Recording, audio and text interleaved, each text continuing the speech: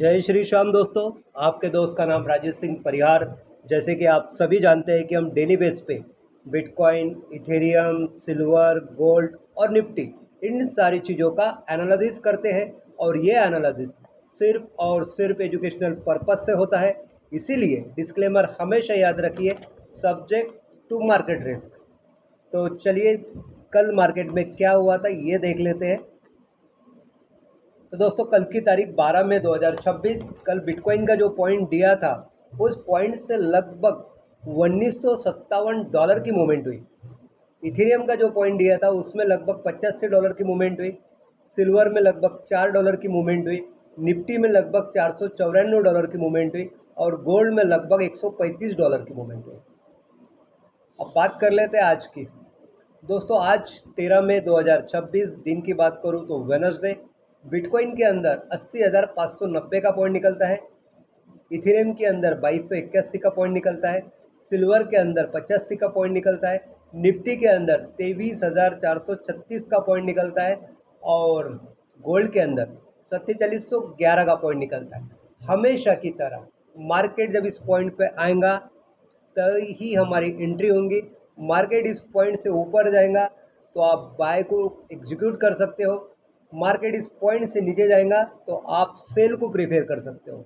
और फिलहाल हमारे भारत के पंत प्रधान मिस्टर नरेंद्र मोदी साहब का कहना है पूरे भारतवासियों को कि फिजिकल गोल्ड मत खरीदिए, पेट्रोल डीजल का कम से कम इस्तेमाल कीजिए और ज़्यादा से ज़्यादा घर पे बैठे वर्क फ्रॉम होम कीजिए, ताकि कुछ दिनों तक, कुछ समय तक के ये जो संकट चल रहा है दुनिया पे महंगाई का या फिर हमारे देश की करेंसी वीक हो रही है उसका, वो सारी चीज़ों का सॉल्यूशन सिर्फ ये जो सर मोदी साहब ने बताया यही है।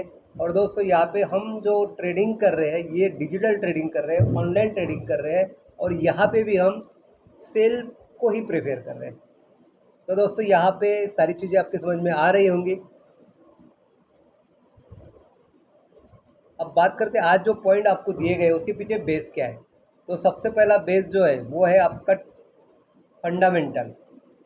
तो मॉर्निंग में 7 बजे ऑस्ट्रेलियन डॉलर का डेटा आया है या आने वाला है, अभी 7 नहीं बजे।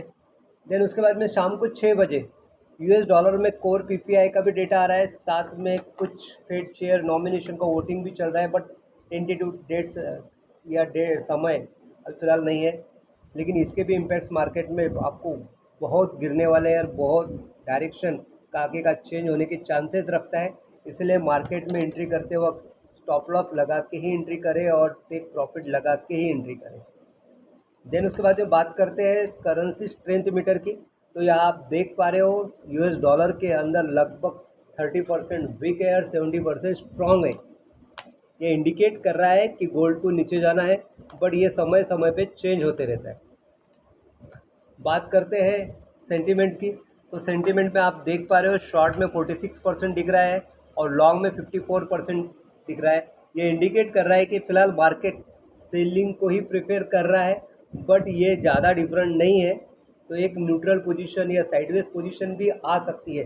फिर भी कुछ पॉइंट्स मैं आपको बता रहा हूँ। 4713 का जो पॉइंट यहाँ दिखाया गया है, यहाँ से बाय का पोजीशन बन रहा है तो हम वहाँ पे सेल का पोजीशन बनाएंगे।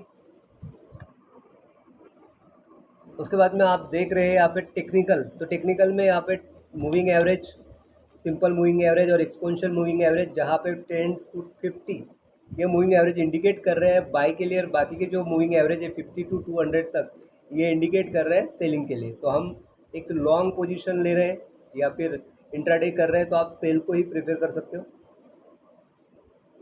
तो guys thank you so much, have a nice day. जय श्री श्याम।